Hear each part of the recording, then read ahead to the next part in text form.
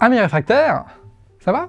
Il y a quelques semaines, avec Aymeric dans la vidéo On vous ment, on vous avait parlé des contraintes médiatiques. Puis la semaine dernière, on a fait une approche un peu matérialiste de la critique média en disant que l'évolution technique a bouleversé la production journalistique et particulièrement le modèle actionnarial annonceur. Mais on n'a pas parlé d'un autre phénomène qu'on retrouve dans l'ensemble des secteurs d'activité de l'économie capitaliste. Cette concentration des médias dans les mains des milliardaires a créé des empires de presse, où des millions ont pu être investis, ce qui a permis à quelques dizaines d'entreprises d'accéder à des grands moyens de production médiatique, du genre des plateaux, des journaux, la diffusion de papier, des journalistes, des éditocrates, des têtes d'affiche et des putains de locaux, alors même que ces médias ne sont pas rentables. De quoi créer une énorme quantité d'informations et de totalement noyer la concurrence. Ce qui fait qu'aujourd'hui, la mise en concurrence de l'information a produit un monopole, celui des médias de milliardaires, qui ont formaté nos médias au point qu'ils sont aujourd'hui indifférenciables, qu'ils servent tous le même intérêt et qu'ils produisent de moins en moins de travail journalistique. Bref, de manière un peu faussement paradoxale, la mise en concurrence a créé des monopoles privés. Mais tout ça n'est pas une fatalité, hein. On peut faire plein de trucs là-dessus, et notamment des contre-propositions de modèles alternatifs. N'est-ce pas, Mike? Alors, ce n'est pas moi qui fais la contre-proposition, c'est le monde diplomatique. En décembre 2014, Pierre Rimbert écrit dans le journal l'article « Projet pour une presse libre » qui propose une immense refonte de toute la presse papier. C'est en fait la création d'un nouveau système pour que, je cite, « une information conçue comme bien public échappe simultanément aux contraintes économiques et aux pressions politiques de l'État ». Le Monde diplomatique décrit dans son article un système qui permettrait de rendre indépendants les médias. On va voir après qu'est-ce que c'est en détail ce système-là. Mais avant de s'attaquer à ça, on va définir ensemble les conditions qui sont requises pour avoir accès à ce système, parce que évidemment, tu as des médias qui ne font pas de la politique, par exemple, genre Télé Loisirs, et des médias comme le Journal du Dimanche, qui sont structurellement faits pour faire des bénéfices et qui ne peuvent donc pas être indépendants totalement. Et du coup, il y a des règles qu'il faut respecter, et c'est ce qu'on va voir avec Aymeric. Pour accéder au nouveau système, l'article fait une distinction nette entre presse d'information, considérée comme un bien commun, et presse récréative, qui est et qui restera une marchandise. En guise d'exemple et pour éviter les longs débats, Rimbert propose d'utiliser la distinction en fait officielle, ce qui permet d'écrémer. De 5000 médias aujourd'hui, on passe à 500 médias d'actualité, dont 70 quotidiens et 300 hebdomadaires. Il doit en plus de ça répondre à 3 critères. Être un statut d'entreprise sans but lucratif, pour que l'objectif du média soit l'information et pas le profit. L'éditeur ne doit pas cumuler plusieurs médias qui ont la même périodicité. Ça veut dire qu'un éditeur doit posséder au maximum un quotidien, un hebdomadaire, un mensuel et un site pour éviter l'illusion du pluralisme alors que c'est le même propriétaire derrière. Et troisième critère, interdiction de mettre de la publicité dans les colonnes ou sur le site d'information, et ça c'est pour que le modèle économique ne détermine pas la ligne du journal, comme ça on peut vraiment garantir une indépendance. Et là tu me diras, tu n'as pas beaucoup de médias là en ce moment qui rassemblent toutes ces conditions, mais l'objectif c'est d'inciter un maximum la création de nouveaux médias dans lesquels il n'y a pas de pub, qui sont des entreprises à but non lucratif, etc., pour faire en sorte de lancer un mouvement de création de médias qui soit structurellement indépendant. Et surtout, les personnes qui respectent ces conditions-là, ils ne seront pas seulement considérés comme des médias indépendants machin, ils auront accès à un privilège, ce genre de privilège qui va totalement changer le game. Rimbert propose la mise en place d'un service de production et de distribution de l'information mutualisé. C'est le service commun, c'est ça le fameux privilège. Le but c'est de mettre en commun tout ce qui peut l'être. Les imprimeries, les serveurs, le papier, les services comptables, juridiques, administratifs, informatiques et d'autres services encore. Ça permettrait notamment d'avoir une plateforme commune d'abonnement à toute la presse. Une plateforme commune de paiement, une plateforme commune de gestion des bases de données. En gros, ça simplifierait énormément la production et la diffusion. C'est aussi ce service qui s'occuperait de la rémunération du personnel technique. On pense par exemple aux kiosquiers, aux correcteurs, aux illustrateurs, aux photographeurs, aux graphistes, aux maquettistes, aux développeurs, qui resteraient quand même au sein de rédactions spécifiques, mais qui travailleraient pour le même but et au profit de toutes les publications, pour que ce soit à la fois en ligne ou sur papier. Ce qui fait que tu vas avoir beaucoup d'informaticiens qui vont travailler en commun pour des outils de publication, de paiement, d'hébergement de vidéos, ce genre de choses. Et donc, vu que c'est socialisé, que c'est pas dépendant de l'État, que c'est pas dépendant du marché, on peut choisir en fait des choses de manière totalement arbitraire, et on peut dire par exemple que l'ensemble de ces outils qui sont développés devra être sous licence libre. Ce qui fait que ces outils-là, personne, et surtout pas les milliardaires, personne va pouvoir se les réapproprier. Ça va être un bien commun. Et en plus de ça, vu que tout le monde peut rajouter des fonctionnalités, ce sera en constante évolution. Et ce sera transparent aussi, ça c'est pas mal. Et ce sera éthique aussi. Enfin bref, le logiciel libre c'est vraiment cool. L'idée derrière cette proposition, c'est de faire en sorte que les médias ne s'occupent que de gérer les journalistes. Et que les journalistes ne s'occupent qu'à faire du journalisme. Un média va produire de l'information, va faire des investigations, mener des enquêtes, faire des interviews. Et tout le reste, tout le bordel à côté, c'est géré par une autre structure. Ça évite donc la réappropriation technique, ça évite les doublons administratifs, ça évite toutes les lenteurs et toute la fièvre bureaucratique que produit de fait la concurrence. Bref, ça va permettre techniquement d'arrêter que l'information soit une marchandise dont il faut absolument et constamment réduire le coût de fabrication. Ce fonctionnement, il ressemble à ce qui se passe par exemple pour le secteur de l'énergie ou pour celui des transports, où plusieurs entreprises vont mettre en commun des infrastructures. Parce que, tout simplement, c'est bien plus pratique. Les particuliers, les constructeurs automobiles, les entreprises de fret, les services de transport en commun utilisent tous les routes qu'ils utilisent en fait, sur lesquelles ils roulent. Ça fait pas mal d'économies au niveau de l'espace, mais aussi au niveau des euros. Sachant que ce service-là ne se met pas en opposition à ce qui est déjà ou à d'autres formes qui se feraient à côté. D'accord ? C'est pas parce qu'il y aura ce service commun-là qui sera proposé aux médias qui sont définis comme indépendants que les empires de presse aujourd'hui ne vont pas pouvoir continuer. Après, on peut imaginer des lois pour casser les trusts de la presse en disant vous ne pouvez pas posséder plus d'un média, par exemple, ou ce genre de choses. Mais en soi, le système qui est décrit par le monde diplomatique, il n'est pas exclusif, il vient se rajouter. Mais de fait, par la concurrence, si on gère bien au niveau des lois, on peut faire en sorte de faire couler totalement les trusts milliardaires pour faire en sorte que tu aies plein de petites pousses de nouveaux médias qui naissent un peu partout. Ce qui fait que c'est bien parce que c'est pas un monopole qui va remplacer un autre monopole. C'est une mutualisation qui vient concurrencer un autre monopole et qui vient le mettre à défaut et qui vient un peu casser les règles du marché. Ce qui fait qu'à la fois on est libre de faire ce qu'on veut, mais aussi on peut accéder à un service qui fait que l'information va être beaucoup plus facile à produire. Ça c'est quand même chouette. Et du coup, le service commun profiterait à toutes les entreprises de presse d'information, quelles que soient les opinions qu'elles défendent, la taille de leur rédaction ou leur renommée, et ça tant qu'elles respectent les fameux 3 critères donnés en début de vidéo.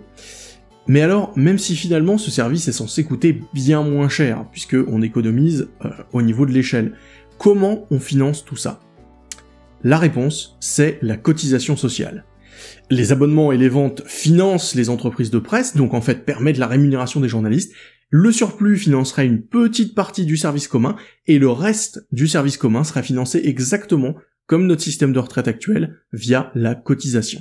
Adieu les milliardaires. Adieu les philanthropes, adieu les subventions de l'État qui est trop le jeu de magouille et de corruption et de copinage, et bonjour à la cotisation sociale, une cotisation sociale sur la valeur ajoutée estimée à 0,1%. Alors c'est un peu chiant, oui, mais c'est le prix pour avoir des médias libres. Du coup c'est pas mal. Et l'État, lui, vu qu'il est plus du tout dans l'équation, il va gagner quand même pas mal d'argent avec les subventions qu'il ne va plus donner aux médias. Ce qui fait qu'il va pouvoir réinvestir dans d'autres choses, notamment les services publics.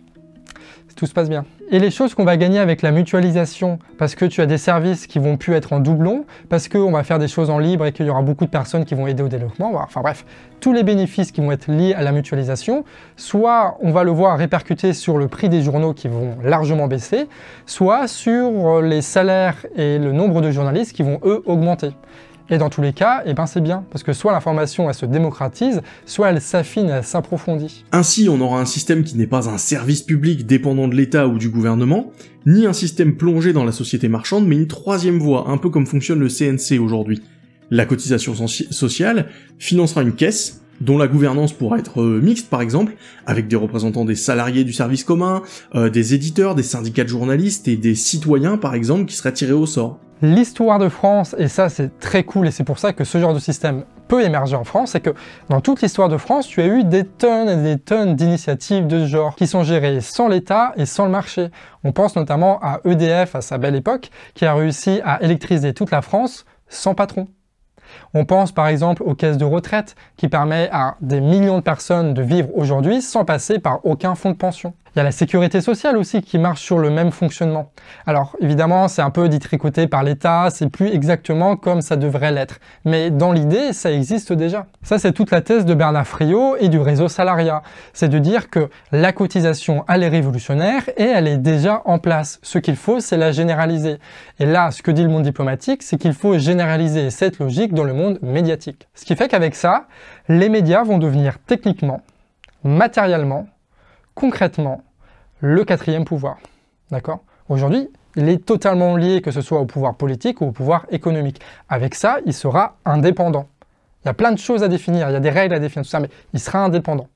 Et ça, c'est absolument nécessaire aujourd'hui dans une démocratie. Et on peut même dire qu'on n'est pas en démocratie tant que le pouvoir médiatique n'est pas totalement indépendant du pouvoir politique et du pouvoir économique. Et du coup, ça vaut le coup d'aller voir en détail cette proposition. Voilà la représentation graphique des deux systèmes, l'actuel et le système Rimbert.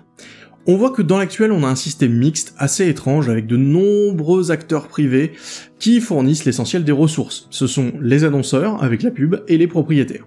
L'État investit en marche 800 millions en aide, et ce à des entreprises à but lucratif. Ces entreprises doivent donc essayer d'être rentables via leur vente, mais aussi via la pub, qui représente plus d'un tiers des recettes.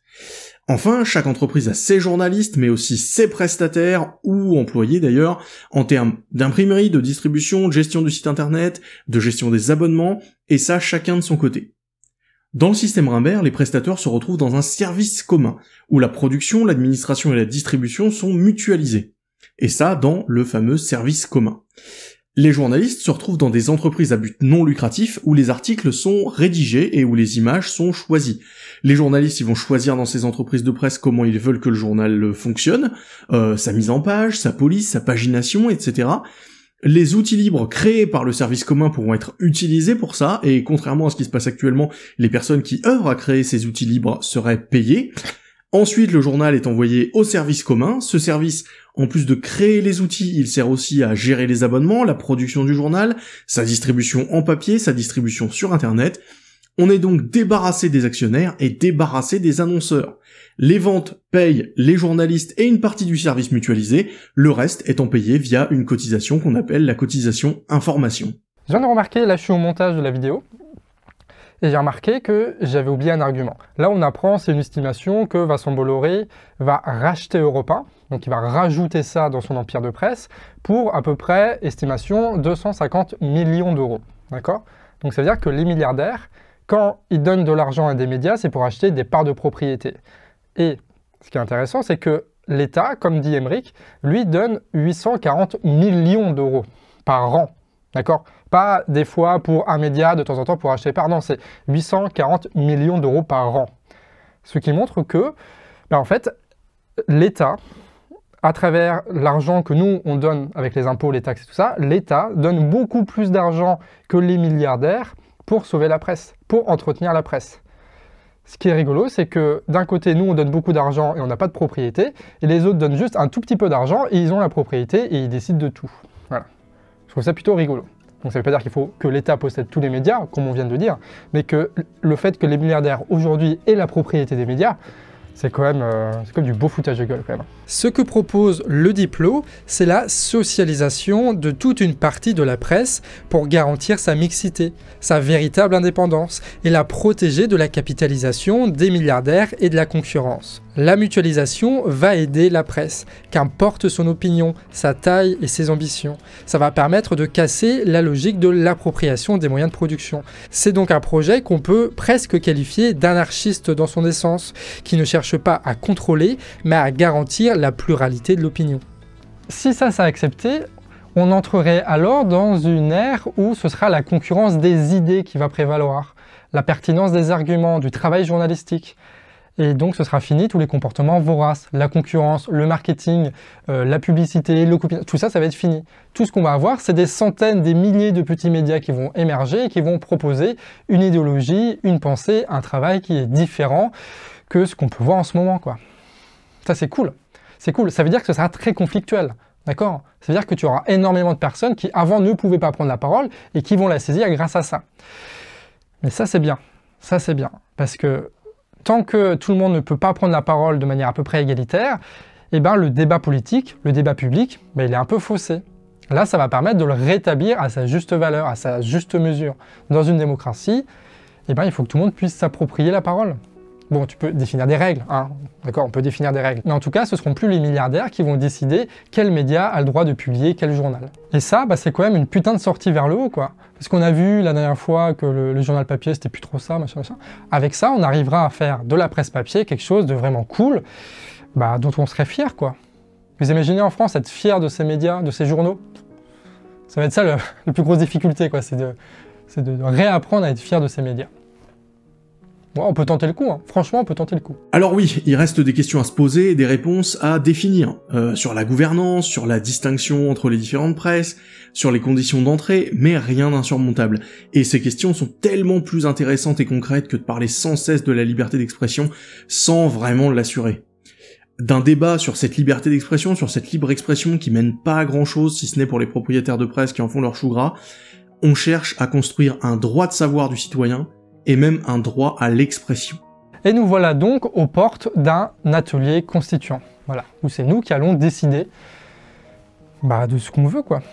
Si ça, c'est pas tirer le débat vers le haut, merci qui? Merci le Diplo, merci le réseau Salariat, et merci tous ceux qui formulent une pensée critique, et notamment sur les médias, depuis des années, des décennies, même des centaines d'années. Il y a toujours eu des débats sur savoir qui avait le droit de produire du contenu médiatique comme ça.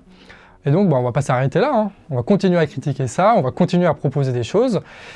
Et voilà. Ce qui est rigolo, c'est que les principaux freins à cette idée, si elle commence à prendre du terrain, ça va être les médias eux-mêmes, les médias des milliardaires, qui vont évidemment contester ça, parce qu'aujourd'hui, ils sont dans une position quasiment de monopole, et puis ça les arrange plutôt bien, quoi.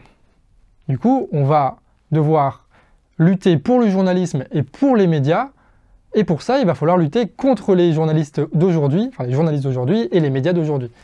C'est plutôt rigolo. En tout cas, ce qui est cool, c'est qu'aujourd'hui, là, grâce à YouTube, grâce à plein d'éléments, on peut faire circuler des idées indépendamment de la volonté de Niel, de Arnaud, de Lagardère, de tout ce que tu veux. Ça, c'est plutôt bien. On va parler la semaine prochaine du mouvement automédiatique qui permet à n'importe qui de créer son média sans passer justement par des moyens de production très coûteux et qui nous permet de créer des médias sans avoir besoin d'un service comme on l'a dit là. Donc oui, on a une solution là pour la presse écrite. On va voir la semaine prochaine comment est-ce qu'avec ce qu'on a maintenant, on peut trouver une solution pour la presse audiovisuelle. Bon, ok, c'est cool, on est au bout. On parlera de tout le reste la semaine prochaine, donc c'est bon. Allez, on peut retourner jouer.